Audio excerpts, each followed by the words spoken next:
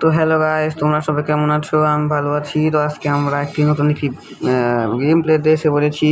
আজকে আমরা খেলবো আইস দ্য স্ক্যারি হরর। ইয়াস, এটা নাকি একবার মারা গেলে আর রিভাইভ হওয়া যায় না। তার জন্য এই গেমটা আমরা আজ খেলছি। তো ভিডিওটা তোমাদের কেমন লাগে তোমরা দেখো।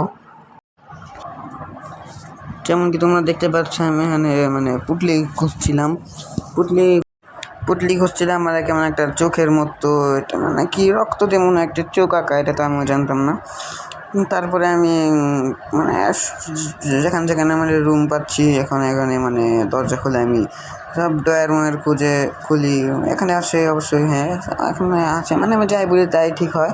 এখন পুটলি খুঁজছিলাম আর ভূতকে দেখলাম। ভূত সিঁড়ির উপরে উঠছিল, আমি যে ফ্লোরে আসছিলাম ওই ফ্লোরে উঠছিল।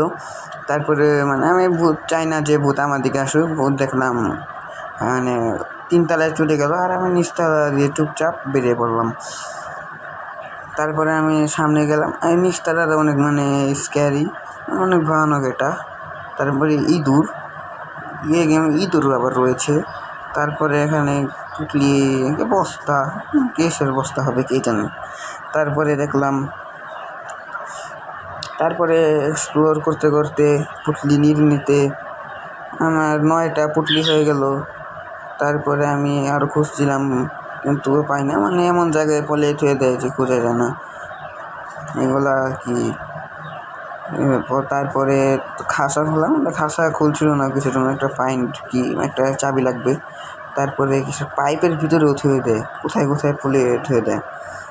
তারপরে আমি একটু সামনে গিয়ে দেখলাম এখানে আসছিল রান।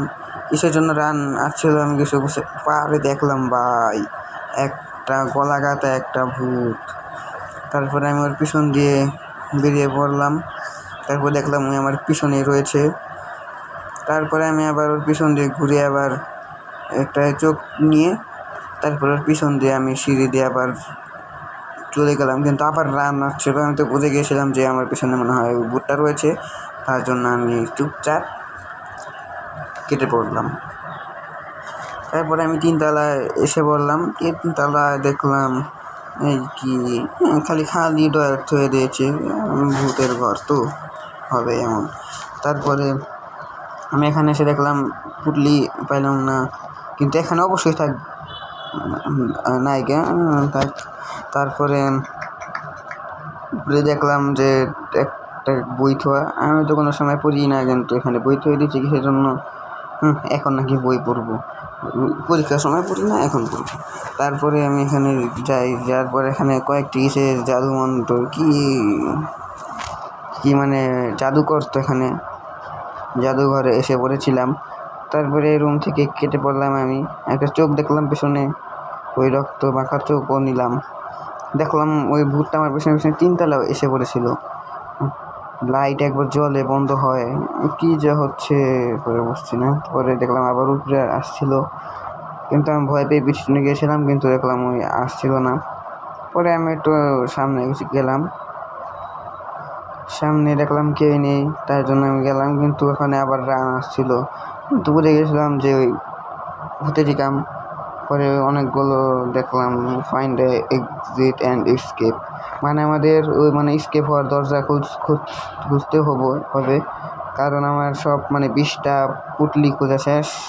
তো এখন আমরা এসকেপ করব, কিন্তু তাও একটু ঘর একটু চেক দিই কি রয়েছে। তাই একটু পরীক্ষা নিরীক্ষা করে 19-20 হয়ে পরে আমি দৌড় দিয়ে গিয়ে নিচতলায় গিয়ে মাঝখানে রুমে গিয়ে আমি যে এটা এসকেপ রুম পরে চলে গেলাম। এসকেপ হয়ে গেল। তো তোমাদের ভিডিওটা কেমন লাগলো তোমরা কমেন্ট অবশ্যই বলবে। তো আজকের মতো একটু বাই।